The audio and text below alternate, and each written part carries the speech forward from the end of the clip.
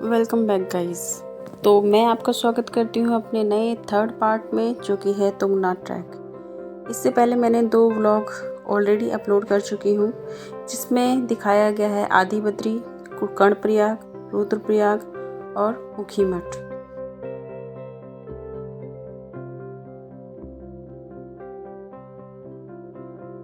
तुंगनाथ की जो सड़कें हैं वो काफ़ी रिस्की टाइप की हैं। कहीं पर ज़्यादा मिट्टी वाला ट्रैक है और कहीं पे पहाड़ के गिरने का खतरा ज़्यादा है।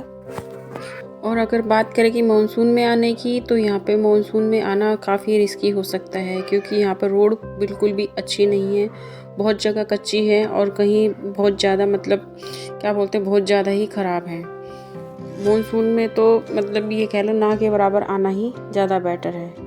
और जो इसके रोड है वो थोड़े से छोटे भी हैं और ज़्यादा से नुकीले भी हैं। तो चलिए अब हम आगे चलते हैं। यहाँ पे देख सकते हैं आप धूल भरी आंधी जो चल रही है। तो आगे चलते हैं हम तुंगनाथ की ओर। तो फाइनली तुंगनाथ की जो चौपटा की जो बर्फ़ है वो हमें दिखाई देने लगी है, और यहाँ के जो पंचाचूली पहाड़ हैं वो भी हमें दिखाई देने लग गए हैं। तुंगनाथ, जैसा कि नाम से ही पता चलता है कि जो तुंगनाथ का मतलब होता है वो होता है लॉर्ड्स ऑफ पीक, यानी चोटियों के महाराज। यानी जो तुंगनाथ है संसार में सबसे ऊंचा शिव का मंदिर माना जाता है, जो कि रुद्रप्रयाग के डिस्ट्रिक्ट में स्थित है। रुद्रप्रयाग में स्थित तुंगनाथ का जो मंदिर है वो 5 केदारों में से एक माना जाता है। जो हमारे 5 केदार हैं, जैसा कि आपको पता है, केदारनाथ, रुद्रनाथ, मद्महेश्वर, कल्पनाथ और तुंगनाथ।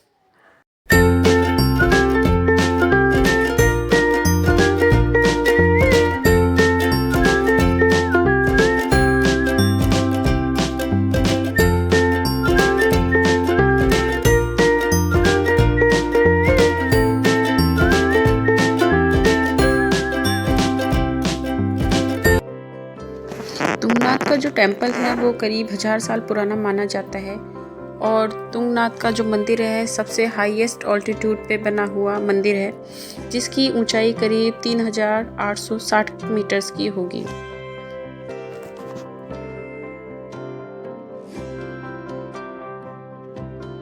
तो ये है तुंगनाथ का ट्रैकिंग स्टैंड्स, जहाँ पर आपको जो टैक्सियाँ हैं वो यहाँ पर लाके छोड़ेगी, और सामने आपको तुंगनाथ का जो ट्रैकिंग रूट है वो दिखाई दे रहा होगा। ये सारी टैक्सी स्टैंड है जो यहाँ पे आती है और उसके बाद सवारी छोड़कर चले जाती है। और ये यहाँ का आसपास का रेस्टोरेंट एरिया है, यानी अगर आप रात में यहाँ पे आते हैं तो यहाँ पर आपको करीब खाने वगैरह की चीज़ें आपको यहीं मिलेगी।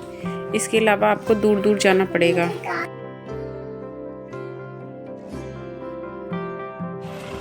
देवभूमि रुद्रप्रयाग में आपका अभिनंदन है। तो ये यहाँ पर सब लोग ले रहे हैं अपने ट्रैकिंग के शूज़, और यहाँ पे जो शूज़ हैं वो करीब आपको 150 रुपये के मिलते हैं। और अगर आप स्नो चेन के साथ लेते हैं तो ये आपको 300 पर पर्सन मिलेगा। पर मेरे अकॉर्डिंग अगर आप अपने हिसाब से शूज़ लाएँ ट्रैकिंग के, वो ज़्यादा बेटर होगा। तो ये यहाँ का जो गेस्ट हाउस कह लो या होटल कह लो, रूम कह लो, कुछ भी आप कह सकते हो। तो ये यहाँ पर है, आपको करीब 3000 से 4000 के बीच में मिलेंगे। कम से कम आपको 2500 से नीचे का रूम कोई भी नहीं मिलेगा।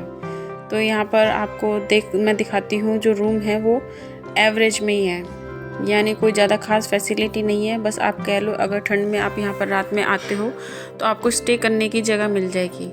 बाकी यहाँ पे पानी वगैरह की जो फैसिलिटी है वो आपको पानी बाहर से ही लाना पड़ेगा। टॉयलेट वगैरह में आपको पानी नहीं मिलेगा, क्योंकि यहाँ पर जो विंटर्स होती है उसमें जो पानी होता है वो जम जाता है, तो यहाँ पर पानी नहीं आता। इसीलिए यहाँ का जो बेस्ट सीज़न होता है वो मई से जून और सितंबर से अक्टूबर होता है। तो हमने जो रूम लिया था उसके बगल में जो किचन है वो उसका लुक जो कुछ ऐसा है। आपको यहाँ पे प्लेट भी मिल सकती है, और आप अलग अलग खाना चाहते हो तो वो भी मिलेगा। तो ये यहाँ का रात का रास्ता है, ये कह लो कि यहाँ पे रात का लुक है, जहाँ पे लाइट वगैरह कम है। बाकी जो लाइट्स वगैरह हैं वो खाली होटलों में भी हैं, और रात के 8-9 बजे के बाद आपको लाइट भी वो भी नहीं दिखेगी, क्योंकि यहाँ पर सब कुछ बंद हो जाता है। ये है रात को ढाबे का हाल। भाई कितने धीरे धीरे आए हो तुम लोग। मॉर्निंग बोलो। देखो तो हमने कर दिया ट्रैकिंग स्टार्ट। ओके, तुंगनाथ की trekking. Let's go. Har Har Mahadev.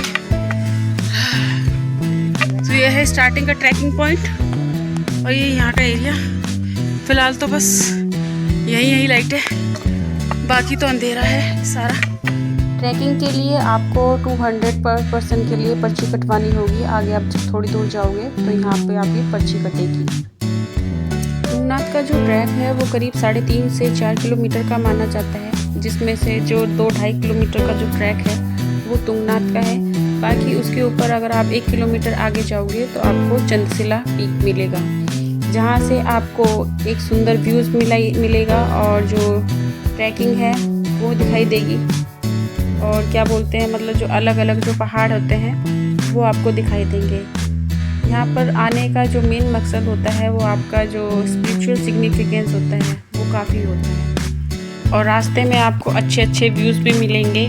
और क्या बोलते हैं, यहाँ पे जो ट्रैक है वो करीब 3 से 4 घंटे का होता है। आप 3 से 4 घंटे चलिए। तो अगर आप आने का प्लान कर रहे हैं तो आप मई जून में या सितंबर अक्टूबर में आइए। और अगर आप विंटर्स में आने का सोच रहे हैं तो प्लीज़ यहाँ पे विंटर में जब बर्फ़ गिरी हो तभी आएँ, क्योंकि अगर आप बर्फ़ गिरने के 8-10 दिन बाद आते हैं तो यहाँ पे जो ये जो ट्रैक है, जो पत्थरों का जो ट्रैक दिखाई दे रहा है, यहाँ पे जो बर्फ़ पिघल जाती है उसके बाद जो ब्लैक आइस हो जाती है, बहुत ज़्यादा स्लिपरी होती है। यानी यहाँ पे फिसलने का जो वो होता है, मतलब डर होता है, वो बहुत ही ज़्यादा होता है। तो हम भी विंटर्स में गए हैं और यहाँ पर जो अभी तो रास्ता ठीक है, बिल्कुल ठीक है, लेकिन जब हम ऊपर जा रहे थे तुंगनाथ की ओर तो वहाँ पे ब्लैक आइस बहुत ही ज़्यादा थी। और मैं अगर आपको रिकमेंड करूँगी तो कृपया करके बच्चों के साथ ना आएँ, क्योंकि बच्चों के साथ यहाँ पे ट्रैक करना बहुत ही ज़्यादा रिस्की हो जाता है। तो जो गलती हमने की थी अपने साथ बच्चा ले जाने की, वो आप कृपया ना करें। तो यहाँ पर कुछ मतलब देशभक्त लोग भी हैं जो अपना झंडा वगैरह भी लेके आए थे, कुछ टीम थी तो यहाँ पर गा रहे थे।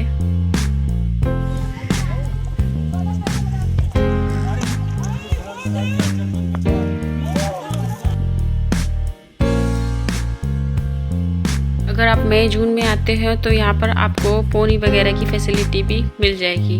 जो पोनी का खर्चा होता है वो करीब 700 से 800 पर पर्सन होता है। और यहाँ का जो रास्ता होता है वो भी काफ़ी अच्छा होता है। तो यहाँ का रुख देखिए, मैं दिखाती हूँ। जो विंटर्स में होता है वो कुछ इस तरह का होता है।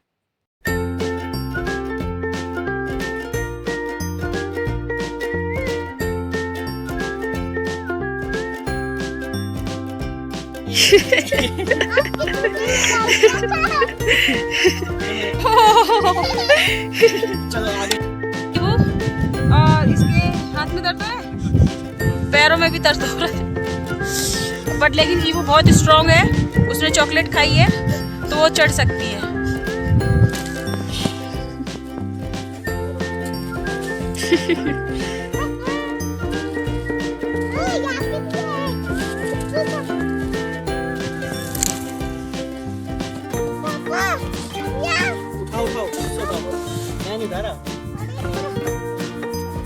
ये है पूरी आइसी आइस।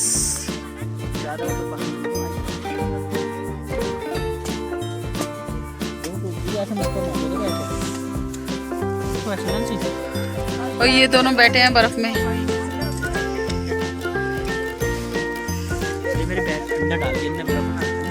अंदर नहीं डालो, वहां से ठंडा हो जाएगा।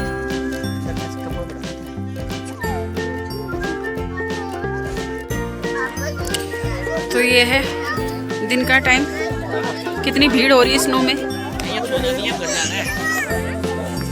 और ये बर्फ ही बर्फ है, पूरे में बर्फ ही बर्फ है। इसकी चिपक गई बर्फ, ये देखो बर्फ ही बर्फ।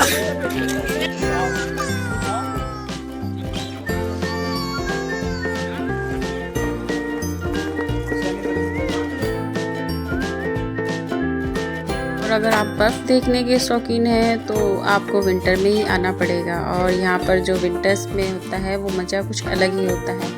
इसमें फिसलने का जो मज़ा होता है, स्नो एक्टिविटी करने का होता है, तो वो तो आपको विंटर में ही मिलेगी। लेकिन अगर आप स्पिरिचुअली आना चाहते हो और ट्रैकिंग के शौकीन हो तो आपको मई जून में आना पड़ेगा।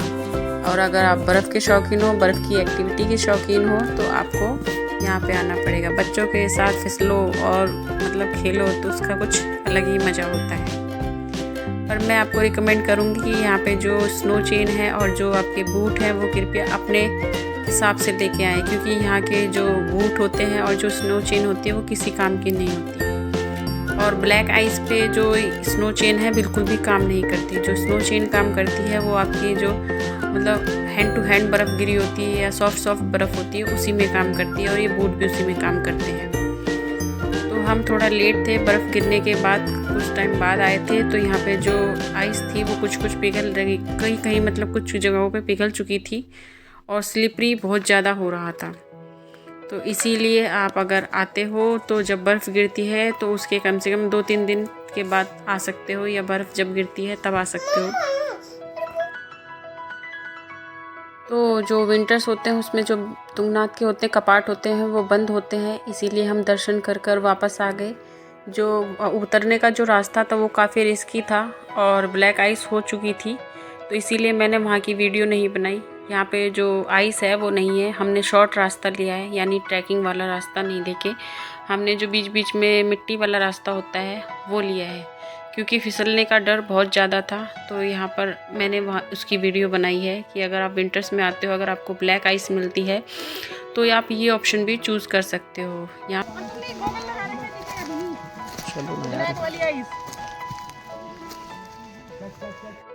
वापस जा रहे हैं, आए थे तुंगनाथ के दर्शन हो गए, तो अब हम जाए हैं वापस, है ना। और अगर आपको मेरा ब्लॉग अच्छा लगा हो तो प्लीज़ मेरे चैनल को लाइक, शेयर एंड सब्सक्राइब करना ना भूलिए, और अच्छे कमेंट करिए ताकि हमें भी आगे मोटिवेशन मिलता रहे आगे अच्छी वीडियो बनाने का। Bye bye.